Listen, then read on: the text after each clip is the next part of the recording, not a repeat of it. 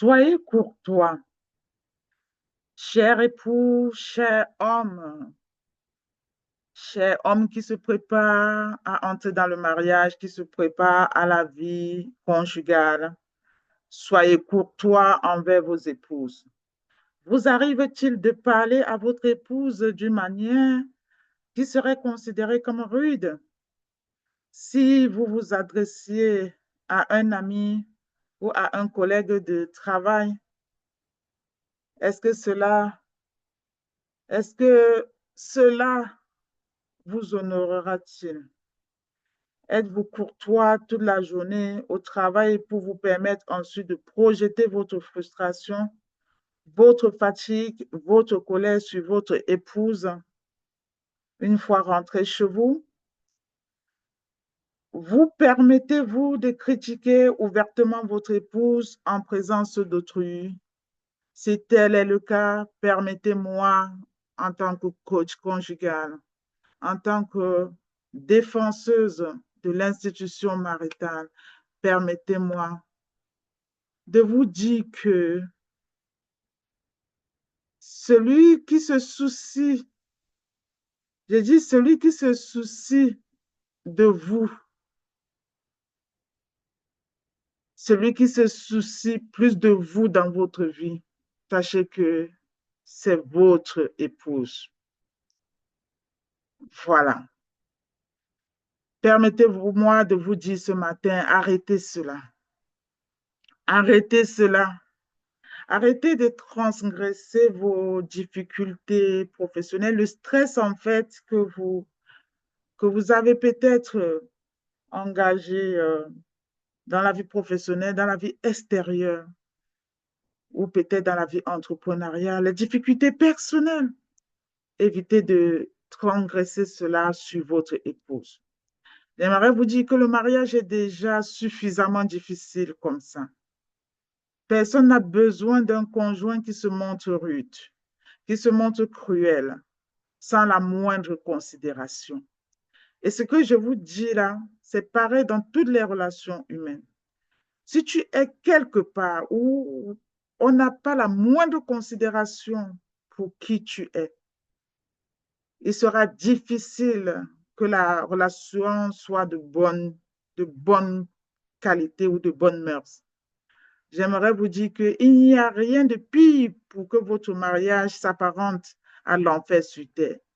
Il n'y a rien de plus irritant, de plus destructeur, de plus suffocant et source de tourments et de provocations émotionnelles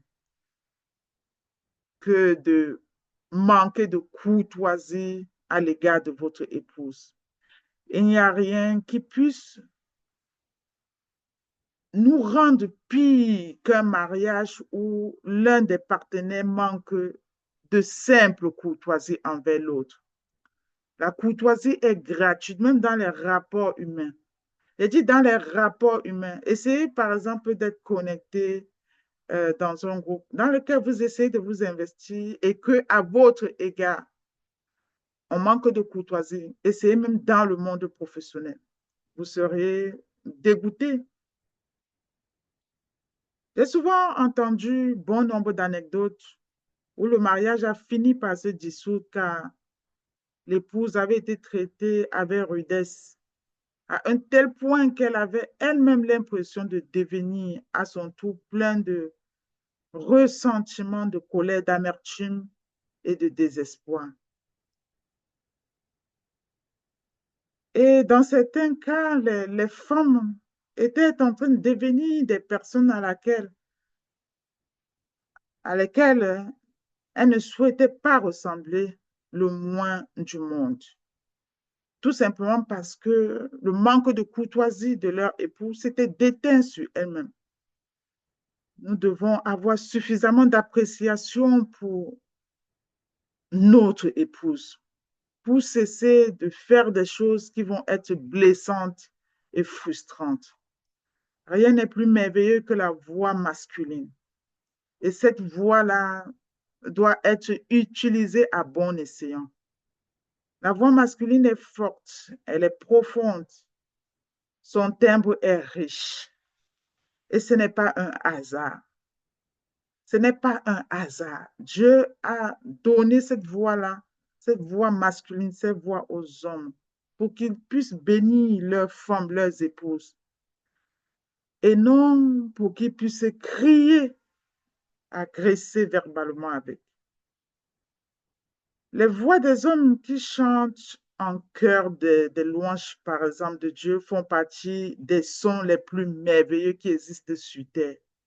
Et nous avons tous le privilège et l'amour d'écouter cela dans les chants gospel.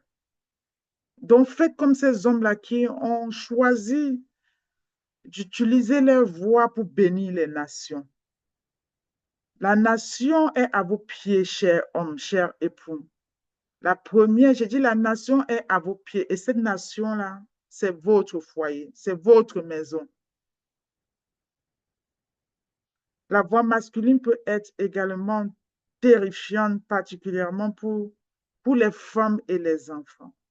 Il y a beaucoup de femmes et d'enfants qui se sont retrouvés détruites, qui vivent dans la peur, l'intimidation, et qui ont été détruits comme ça, même les enfants, dès leur bas âge, à cause de tout ce qui pouvait sortir dans la voix masculine, de toutes les menaces, de toute la brutalité verbale. J'aimerais vous dire que la plupart des hommes n'ont aucune idée de la puissance de leur voix. Lorsqu'un homme parle, ses paroles ont la puissance de créer ou de détruire. Ces mots peuvent être tel un couteau aiguisé qui blesse et qui tue, ou tel un baume guérisseur qui vient soigner et redonner vie. Toi qui m'écoutes, cher homme, est-ce que tu veux que ta voix soit cette baume-là, guérisseur et qui soigne et qui redonne vie? Ou tu veux que ta voix demeure un couteau aiguisé qui blesse et qui tue? Je ne suis pas en train de dire que vous ne devriez pas évoquer certains problèmes avec votre épouse quand cela est nécessaire. Bien au contraire. Vous devez, en tant que chef de famille, exprimer librement vos pensées et vos émotions. Mais ne permettez pas à vos paroles de devenir des armes de critique qui finissent par détruire ce que vous cherchez à préserver. Même lorsque cela n'est pas votre intention, les paroles peuvent manquer de courtoisie à cause de votre impatience, parfois à cause de votre fatigue et parfois à cause du manque de savoir gérer la colère et l'impulsivité en tant qu'homme, en tant que chef de famille. Rappelez-vous que le royaume de Dieu ne consiste pas en paroles, mais en puissance. Il suffit d'aller dans 1 Corinthiens 4:20. Ce ne sont pas les paroles que vous dites qui feront la différence, mais la puissance de Dieu qui les accompagne. Donc, le fait de prier au préalable, avant même d'aborder n'importe quel sujet sensible avec votre épouse, conférera à vos paroles la puissance et vous donnera l'assurance de parler avec un cœur pur. Vous devez comprendre que votre épouse a été créée comme un cadeau de Dieu. Et vous devez pour cela, vous devez pour cela prendre conscience de ce cadeau de Dieu et ne pas traiter le cadeau de Dieu n'importe comment. J'aimerais poser la question aussi ici aux femmes qui écoutent cette émission, cette émission de 40 jours. Avez-vous connu un homme qui se plaint tout le temps? Peu importe ce qui se passe, il trouve quelque chose de négatif sur lequel se plaindre. Faites toutes choses sans murmure ni contestation, afin que vous deveniez irréprochables et innocents des enfants de Dieu, irréprochables au milieu d'une génération tortueuse et perverse, parmi laquelle vous brillez, hommes des luminaires dans le monde. C'est le livre de Philippiens au chapitre 2, verset 4 à 15, verset 14 à 15 qui nous le dit. J'aimerais ce matin dire à un homme, une femme qui m'écoute, que les mots négatifs entraînent des résultats négatifs. Les choses se passent rarement bien pour une personne qui les utilise continuellement et mal. J'aimerais poser la question à un homme et une femme connectés à cette émission ce matin. Connaissez-vous un homme qui parle vite mais ne réfléchit pas sérieusement à ce qu'il dit? Il lâche des mots sans en mesurer l'effet. Or, la parole de Dieu nous dit que le cœur du juste étudie la réponse, mais la bouche du méchant répand du mal. C'est dans le livre de Proverbes 15, 28. Voyez-vous, un homme précipité dans ses paroles, il n'y a plus d'espoir pour l'insensé pour lui. Proverbe 29, 20. Beaucoup de chagrin attend à l'avenir quiconque ne considère pas les conséquences de ses paroles. J'aimerais encore vous poser cette question. Avez-vous vu un homme parler de découragement et de douleur à quelqu'un? Un conjoint, un enfant, un ami, un collègue? La mort et la vie sont au pouvoir de la langue. Et ceux qui l'aiment en mangeront le fruit. La parole de Dieu nous dit que les hommes qui manquent de courtoisie, qui parlent mal à leurs épouses, ces hommes-là apporteront la destruction dans leur propre vie à cause de cela. C'est Proverbe 18, 21. J'aimerais que vous me répondiez sincèrement dans le chat ou dans les commentaires. Répondez-moi sincèrement. Avez-vous côtoyé un homme colérique, grossier ou impie dans son discours? Son langage grossier donne à ses auditeurs un sentiment de malaise et d'inconfort. Et ils ne veulent pas être avec lui. Que toute amertume, colère, clameur, injure soit éloignée de vous, cher homme. Donc, j'aimerais vous dire ce matin que nos paroles peuvent nous justifier ou nous condamner. Nos paroles peuvent nous justifier ou nous condamner. Et en tant que chef de famille, en tant qu'homme, chacun a le choix de ce qu'il dit. Et il y a des récompenses pour celui qui fait le bon choix, celui qui garde sa bouche et sa langue préserve son âme des ennuis. Ce qui sort de la bouche de chaque être humain est lié à l'état de son cœur. Ce qui sort de la bouche de chaque être humain est lié à l'état de son cœur. Et c'est pour cela, moi, j'aimerais tout simplement dire aux chers époux et à tous ceux qui se préparent à entrer dans le mariage que c'est de l'abondance du cœur que la bouche parle. Donc, si vous entendez un homme se plaindre, parler négativement, parler comme, je ne vais pas dire un imbécile, ou prononcer des mots qui apportent de la destruction ou de la mort dans la vie de quelqu'un d'autre, il faut comprendre qu'il souffre d'un débordement négatif du cœur. D'un débordement négatif du cœur. Priez pour que le Saint-Esprit convainc son cœur, le remplisse de son amour, de sa paix, de sa joie et lui enseigne une nouvelle façon de parler. Alors, nous allons prier un peu. Seigneur Jésus, mon roi, je prie. Je prie pour que le Saint-Esprit garde la bouche des futurs époux et des époux, afin qu'ils ne prononcent que des paroles qui édifient et qui apportent la vie dans leur foyer, la vie aussi dans l'épanouissement et la construction psychique, morale, intellectuelle, psychologique de leurs enfants et de leurs épouses. Aider les hommes à ne pas être des râleurs, aider les hommes à ne pas être des utilisateurs de langage grossier, aider les hommes à ne pas détruire avec leurs paroles, mais à être suffisamment disciplinés pour que Leur conversation reste pieuse, enrichie et constructive.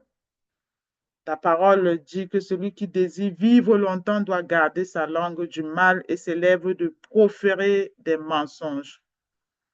Alors ce matin, Père, nous prions pour que tu puisses montrer à cet homme qui est connecté à cette émission, montre-lui comment faire.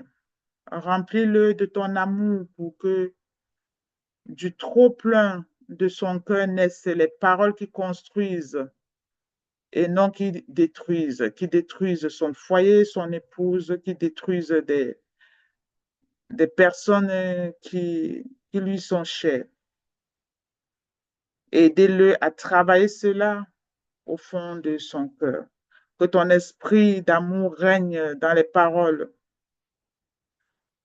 que les hommes, les époux prononcent afin qu'ils puissent communiquer, communiquer sans aucun mal, ou qu'ils ne puissent blesser, blesser, blesser leurs enfants, blesser leur épouse.